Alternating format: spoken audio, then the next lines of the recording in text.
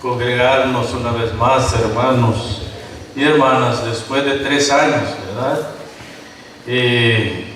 Gracias a la pandemia no pudimos prácticamente llevar a cabo este congreso el año pasado, pero hoy el Señor en su gran bondad y misericordia nos ha reunido, los que ya estamos acá en este lugar y los que vienen en camino, que no sabemos todavía por dónde vienen, ya que han tenido muchas complicaciones, especialmente los hermanos de Guatemala. Estemos orando por ellos. Parece que a 2 de ellos no los dejaron pasar, tenían problemas con sus documentos y por eso les tocó que regresarse. Entonces, la delegación que venía de Guatemala, que pasaba los 15, se redujo prácticamente a 9. Entonces lamentamos mucho esa situación y oremos por los hermanos, ya que tuvieron que regresarse a dejar a los 2 hermanos que no pudieron pasar a un pueblo cercano para que buscaran un hotel para hospedarse ahí. El hermano es el hermano Jorge Mario Gómez y su esposa, que no pudieron pasar. Así que estemos orando por ellos, hermanos. En esta noche, hermanos, se me pidió que pudiera presentar la palabra al Señor en una de las parábolas. Ustedes saben que las parábolas son métodos que el Señor utilizó para dejar un mensaje claro, profundo y práctico en el corazón de los discípulos y por supuesto en nuestros corazones, que somos sus discípulos también. A mí me toca la semilla de mostaza. Esa es la que me toca exponer. Tengo que decir que me costó un poco ubicarme, porque son solamente 2 versículos y es muy poco lo que dice aparentemente, ¿sí? Pero ya cuando uno profundiza y empieza a ver conceptos y otras cosas, se da cuenta de que hay mucho de qué hablar de esos 2 versículos. Así de que, hermanos, busquen en Mateo capítulo 13, versos 31 y verso 32, son los que yo voy a estar tocando, y creo que no sé a quién le corresponde la de la levadura, y es una parábola que está conectada también con esta parábola de la que yo voy a hablar en esta noche. Espero, hermano, no pararme en tus pies con lo que yo voy a decir hoy. Desde que leemos estos 2 versículos nada más, que se encuentran en el verso 31 y 32, que dice: otra parábola les refirió diciendo: el reino de los cielos es semejante al grano de mostaza, que un hombre tomó y sembró en su campo, el cual a la verdad es la más pequeña de todas las semillas, pero cuando ha crecido es la mayor de las hortalizas y se hace árbol de tal manera que vienen las aves del cielo y hacen nidos en sus ramas. Incline su rostro y oramos. Señor, gracias. Es tu palabra la que hemos abierto. Te pedimos, Padre, que nos instruyas a través de ella y que nos des claridad de pensamiento y que use nuestra boca, Señor, para que tu palabra pueda fluir, Padre, y que mis hermanos sean edificados, tanto los que están presentes aquí en este lugar como los que están siguiéndonos a través de Facebook Live. Gracias, Padre, por la obra de Cristo, porque en esa obra nosotros encontramos contentamiento contigo. También te pedimos por los hermanos que vienen de Guatemala, Señor.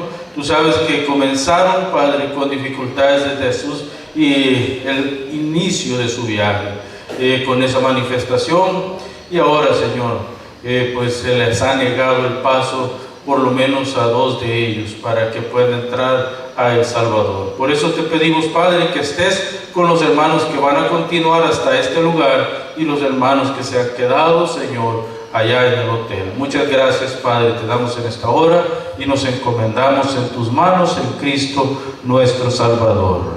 Amén. Hermanos, les decía que Esta es una parábola un poco complicada para exponer, pero que es muy hermosa ya cuando uno entiende de qué está hablando el Señor en esta oportunidad. Y el Señor está hablando de su reino, de ese reino de gracia, de ese reino de misericordia, que se extiende, comienza como algo insignificante y luego avanzando y avanzando hasta que ha llenado prácticamente toda la tierra, este reino. Entonces, el alcance de este reino es grande. El Dios tiene un alcance, o el reino de Dios tiene un alcance universal. No solamente es local, sino también alcanza hasta donde la palabra de Dios llega. Ahora piensen ahora cómo estamos en este tiempo, con toda la tecnología que hay, con todas las formas y métodos que utilizan los hombres para expandir el Evangelio. Está llegando a diferentes lugares simultáneamente de diferentes formas.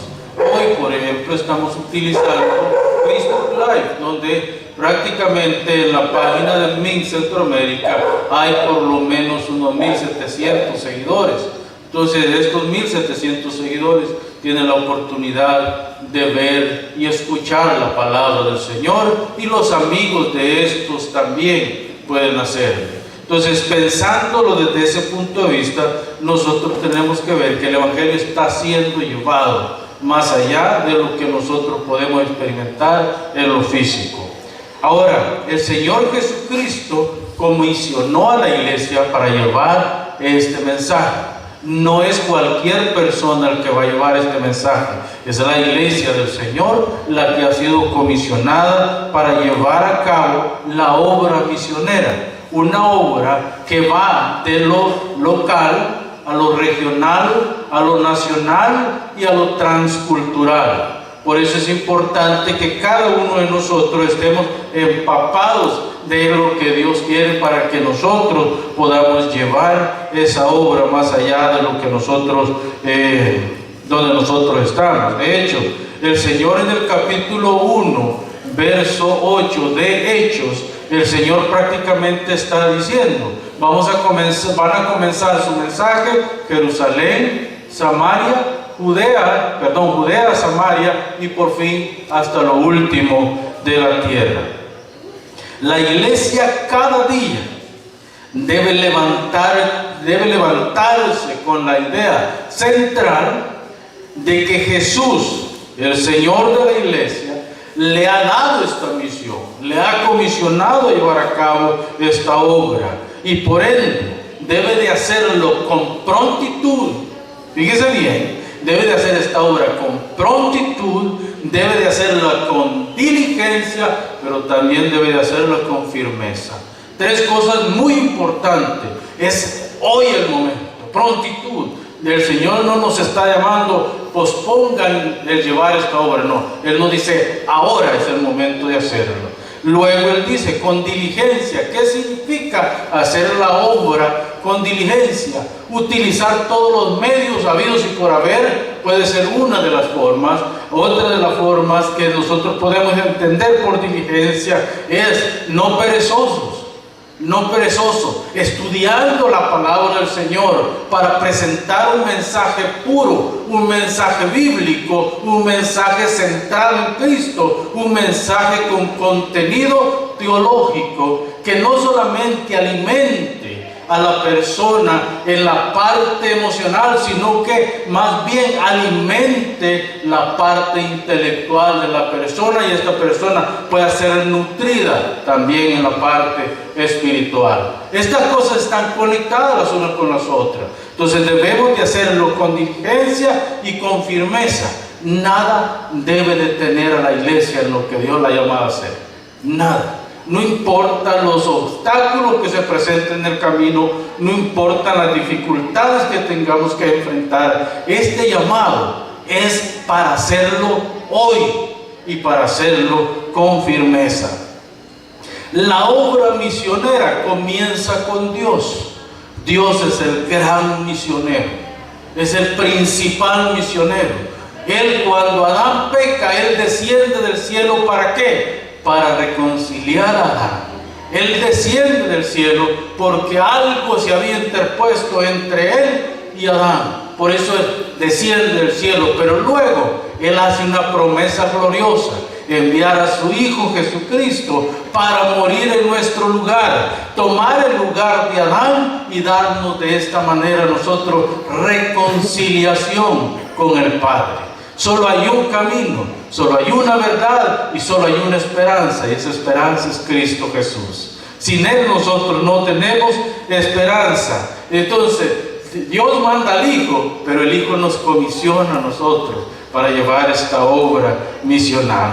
Hermanos amados, ¿qué quiere decir que el reino de los dioses lo llena todo? ¿Qué quiere decir eso? Tenemos que preguntarnos, ¿qué quiere decir que el reino de Dios lo llena todo?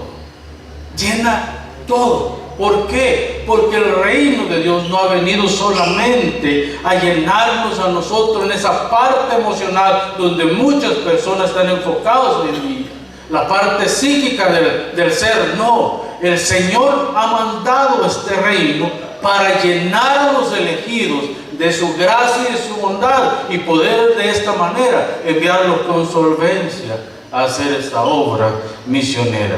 El reino, obra misionera, comienza con una persona, pero Dios la ha hecho tan grande que ha llenado el mundo entero.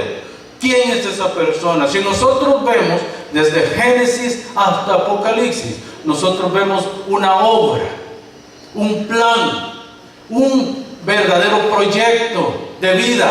Y ese proyecto, el centro de ese proyecto, la columna vertebral de ese proyecto, es el Hijo de Dios. Él es el único que merece toda la gloria y toda la honra. Entonces, yo quiero hablar de dos cosas importantes hoy, esta noche. La primera es la semilla que se siembra. La segunda es prácticamente el reino de Dios lo ha llenado toda la tierra.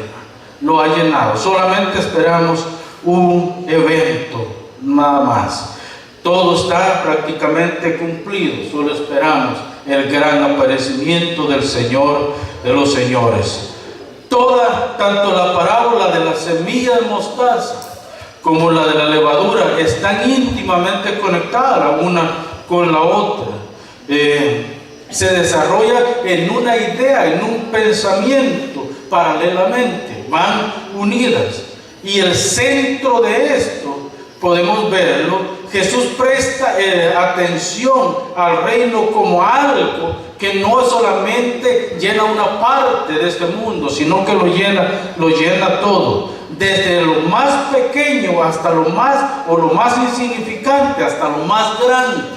Esto es lo que está queriendo dejar en la mente de nosotros. Es decir, el reino de Dios, un pequeño, como comenzó con 11 discípulos, prácticamente 11 personas comenzaron este ministerio, pero ya cuando el Señor asciende a los cielos, el apóstol Pablo dice que habían por lo menos 500 personas que eran discípulos del Señor, aunque el día de Pentecostés vemos que el número se reduce a aproximadamente 120. Sin embargo, de ahí comienza la explosión misionera. ¿Con cuántos? Con el primer sermón del apóstol Pedro, prácticamente 3,000 personas se convierten al Evangelio.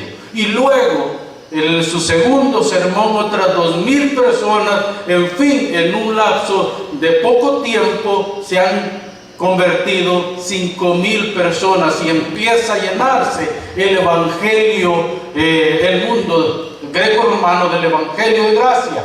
Cuando el apóstol Pablo llega a Roma, él encuentra una iglesia ya establecida.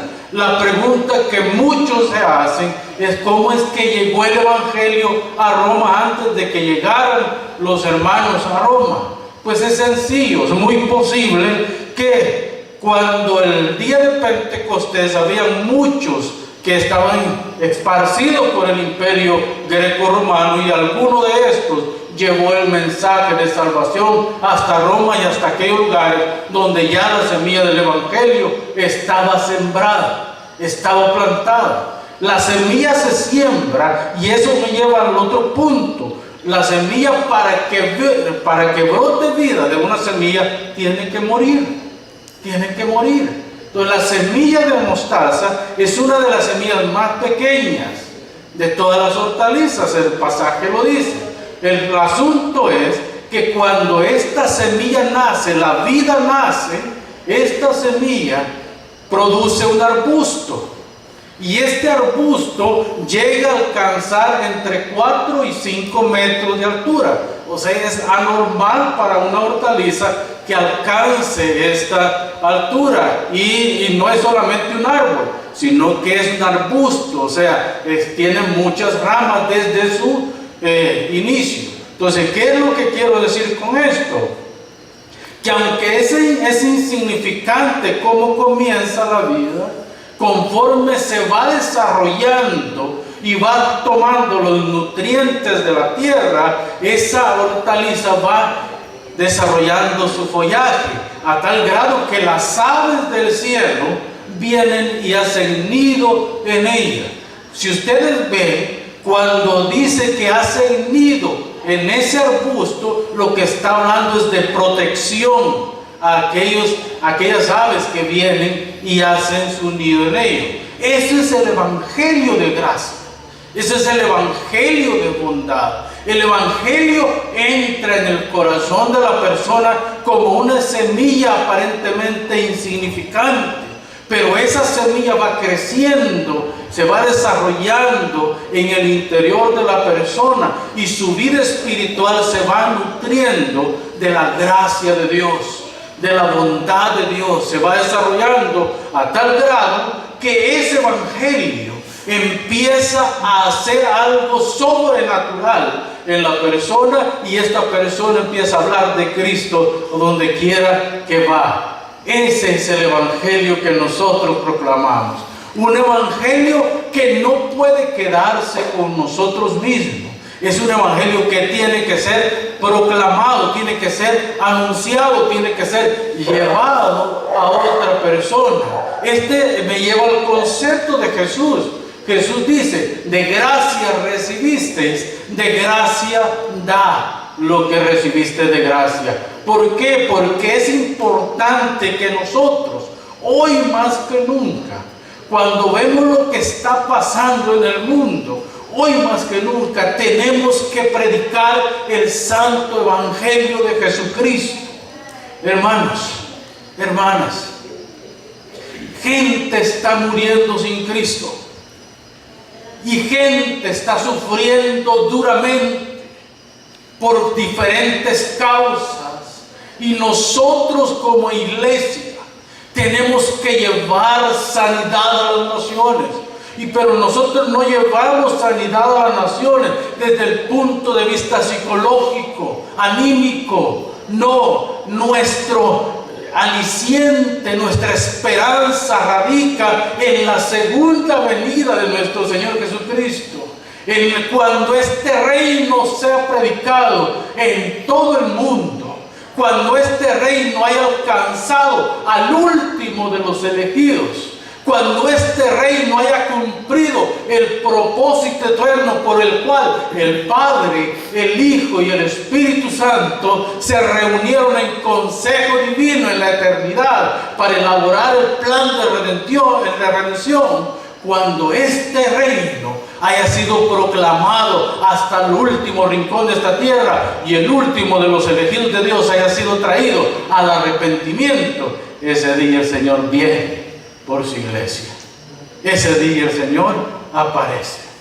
Mientras eso no suceda, el mundo seguirá rodando y gente seguirá siendo atormentada por la maldad que en el que este mundo vivimos. Por eso es importante, hermanos, si no podemos rescatar algo más que lo que yo quiero decirles en esta noche, con esto yo me conformo. Prediquemos el evangelio. No prediquemos un evangelio adulterado. No prediquemos un evangelio de hombres. prediquemos el Evangelio que está plasmado en los 66 libros de nuestra Biblia Sagrada. Porque ahí, desde el primer versículo hasta el último versículo, el Hijo de Dios sigue llamando con un llamado paternal hasta el último de aquellos que Él se le fue encomendado que salvara. Pero lo comisionó a nosotros. Somos nosotros los responsables por llevar este mensaje. Me encanta un texto que dice: a la verdad, la mies es mucha, mas los obreros pocos. Pedid al Señor de la mies que mande más obreros a su campo. ¿Sabe una cosa, hermano? Uno de mis sueños, antes de que el Señor me llame a su presencia, es ver en Centroamérica una denominación reformada que le prenda fuego a Centroamérica con el Evangelio de gracia. Con el Evangelio de gracia. No es evangelio alterado que escuchamos todos los días. No es evangelio de desgracia en vez de ser un evangelio de gracia. No, nosotros tenemos que predicar el único evangelio que trae esperanza al ser humano. El evangelio de Jesucristo, nuestro Señor y Salvador. Hermanos, ¿para qué brota la vida? La vida tiene que morir, la semilla tiene que morir para brotar. Dios sigue llamando y nunca va a dejar de llamarnos al arrepentimiento. ¿Por qué? ¿Cuáles son las razones por llevar este evangelio? El Señor Jesucristo lo resume de esta manera. Él dice en el capítulo 4, verso 17 de Mateo: arrepentíos, porque el reino de los cielos se ha acercado a vosotros. Fíjese que Juan venía predicando un evangelio de juicio, un evangelio muy drástico, pero Jesús no cree que viene a suavizar tanto el asunto. Él dice: arrepentíos, porque el reino de los cielos se ha acercado a vosotros. ¿De qué está hablando Jesucristo? ¿De qué está hablando? Hermanos, Dios descendió del cielo. El evangelio no brotó de la tierra. El evangelio no brotó de nuestro corazón. El evangelio bajó del cielo a esta tierra. ¿Para qué? Para reconciliarnos con Dios. Pero no solamente eso, sino que vino para darnos esperanza. Por eso es que el Señor dice: arrepentíos. Hoy tienen una razón de sobra para arrepentirse. Juan decía: arrepiéntase y bautícese cada uno, ¿verdad? Arrepiéntanse o vendrá sobre ustedes maldiciones. Pero Jesús dice: arrepentíos, porque ahora hay una razón de por qué arrepentirse. Dios descendió del cielo. Él inaugura el reino en esta tierra. Él lo inaugura, y como Él inaugura el reino, nosotros no estamos inaugurando un reino. Nosotros como iglesia le estamos dando seguimiento a lo que Él inició en esta tierra. Nuestro trabajo, simple y sencillamente, es anunciar aquel que vino como hombre, murió como hombre, vivió como hombre, resucitó con poder y con gloria, y pronto regresa en la gloria del cielo, para dar a cada uno según haya sido su comportamiento en esta tierra. Por eso con solvencia el Señor dice: arrepentíos, porque el reino de los cielos se ha acercado a vosotros. Eso me lleva al segundo punto. Ya casi estoy terminando, hermanos, con el segundo punto. El reino de Dios ha llenado la tierra. El reino de Dios ha llegado a donde tiene que llegar. El alcance de este reino, hermanos, se destacan algunas características de lo extenso que es y cómo viene a ser este reino. Primero, la semilla es casi invisible. La semilla de mostaza es algo insignificante, pero cuando ésta crece y se desarrolla, viene a ser tan grande que protege la vida. Eso es lo que está diciendo el Señor en estos versículos. Protege la vida. Y como les decía más antes, nuestro trabajo como ministros del Evangelio es proteger la vida. Por eso es que yo no puedo entender aquellas iglesias que proclaman como verdad que el aborto puede ser legalizado. Yo no puedo entender aquellas iglesias que en nombre del amor y de la igualdad están permitiendo que 2 hombres y 2 mujeres se casen. Yo no puedo entender aquellas iglesias que en nombre de la gracia han convertido la gracia en un libertinaje pagano. Cuando la Escritura nos enseña a nosotros que nosotros somos llamados como iglesia a proteger la vida, a proteger la gracia de Dios, a proteger lo que se nos ha puesto en nuestras manos. Es parte del reino de Dios.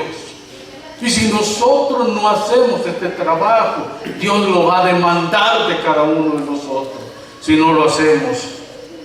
Segundo, hermanos, el Señor en toda esta gracia nos ha dado las herramientas.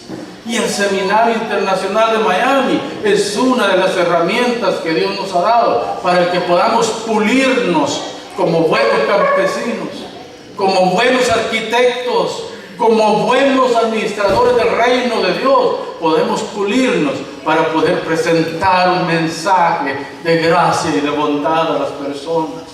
Es lamentable, hermano, y a mí me duele mucho en el corazón saber que las iglesias, aquellas que se llaman iglesias, hoy en día han pervertido la gracia y la han convertido en puro libertinaje pagano. Se han alejado de Dios y se han convertido en prácticamente tropiezos para los hijos de Dios, tropiezos para aquellos que pueden ser alcanzados por la gracia de nuestro Señor Jesucristo. Hermanos, en la idea del reino, Israel entendía que de pequeños inicios o esfuerzos puede llegar a grandes cosas o grandes resultados. Ellos mismos se sentían orgullosamente orgullosos de su religión, de su Dios.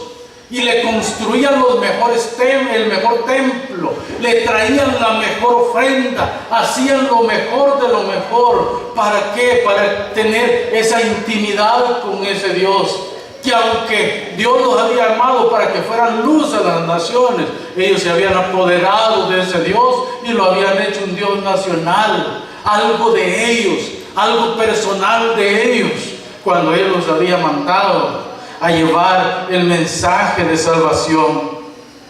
Me encanta cuando Isaías dice que de la raíz de la vid, esto es orgullo nacional, esto es orgullo de saber que ellos son el pueblo escogido por Dios para que el Mesías nazca. Por eso es que Él dice, de la raíz de la vid brotará un retoñito que gobernará a las naciones, prácticamente. Eso poniéndolo en mis propias palabras, el versículo, capítulo 9, verso 1 de Isaías. Entonces usted puede ver en las palabras del profeta orgullo, porque saben que el Salvador va a ser de su nación, que el Salvador va a nacer de su raza. Y nosotros no tenemos razones más fuertes por qué sentirnos orgullosos y proclamar este reino.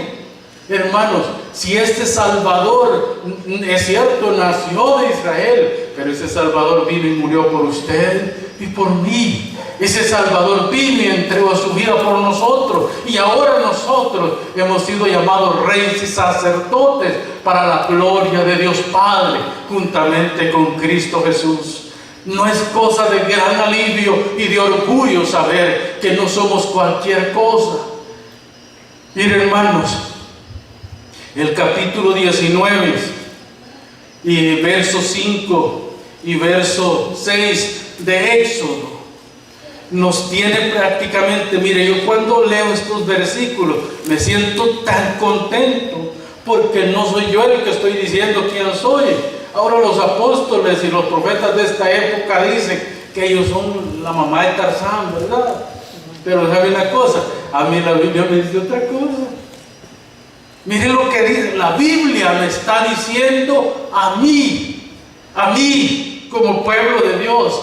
¿Qué es lo que dice? Ahora pues, si diereis oído a mi voz, ahora pone una condición, ¿verdad?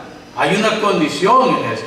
Si pones oído a mi voz y guardas, ¿sí? ¿El qué es lo que guarda? Y guardaréis mi pacto, vosotros seréis ¿qué? Mi especial tesoro. Aquí está hablando de la iglesia.